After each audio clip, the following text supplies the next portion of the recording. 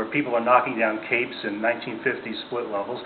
That's not necessarily a bad thing. It means people are investing long-term in this town. They're moving here and they want to stay here, and they're reinvesting in their properties.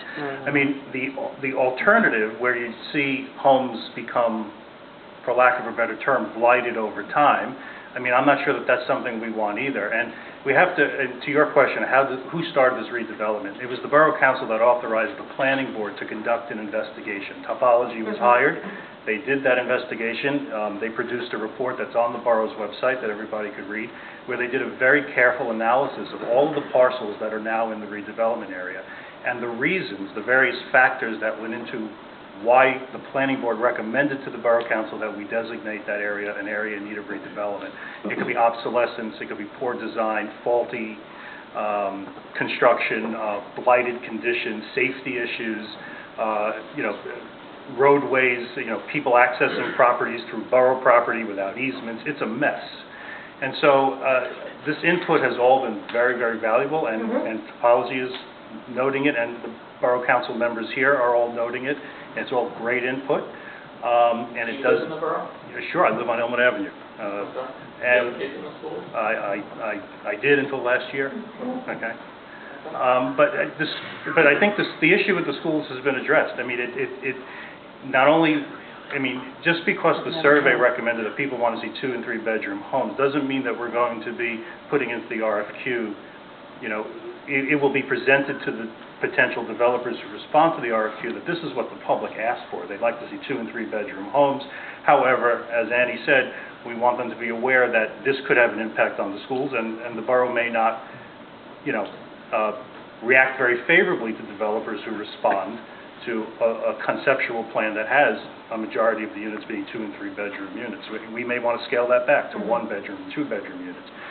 Cognizant of the potential impact on the school district. This is an iterative process. I mean, this feedback is exactly what we're looking for, so that when we put the RFQ together and send it out, we could take the feedback that was gathered last June, the feedback that was gathered through the 400 survey responses, the feedback that we're getting tonight, and say, okay, this is the vision that the community has for this area. What are your qualifications for delivering on that vision? What do how do you see that vision becoming a reality? What are your ideas? And hopefully we'll get multiple responses, and we'll be able to vet them, bring them back to the public. The public will be involved in that evaluation, and responses that just don't make it will be thrown out, and hopefully we'll come down to choosing a developer that is sensitive to community input and what the community wants. The only thing I would say is that just be aware that, look at Post Office Plaza now, the area that's been designated an area in need of redevelopment. Read the report that Topology did that talks about what the current conditions are, and decide whether you don't want any reinvestment in that area. I mean, and what could happen long term. We heard multiple times about the empty storefronts on Main Street. It's all related. I mean, we have near blight conditions on Main Street. I consider Post Office Plaza itself to be, I use the term mess, I don't know what the technical word is, but it's near blight. I mean, we all want a vibrant downtown that has pedestrian traffic, where people can live downtown, shop downtown, dine downtown. We're trying to attract private capital to deliver on that. And hopefully this, if done with consideration of public input, done thoughtfully, wisely. We're not looking to be South Orange or Morristown, but if it's done right, it could generate foot traffic that can revive the downtown and can cause the landlords along Main Street to reinvest in those properties. I think we all have a common goal here of wanting to see our downtown be a little bit better than it currently is. It's kind of moribund right now. And this is just, the reason why the Borough Council, not speaking on behalf of the entire Borough Council, but the reason why it was decided to act on the Planning Board's recommendation and to declare this area in need of redevelopment is that we recognize that it's a bit tired and it needs something. Yes, there are tangential consequences. The schools were very aware of that. Traffic is a huge issue. Parking is a huge issue.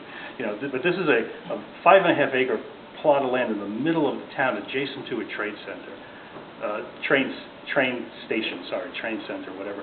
But this is a one-shot opportunity to do this right. And I'm not sure anybody in the town wants to see Post Office Plaza stay the way it is. I mean, maybe there are some people who do.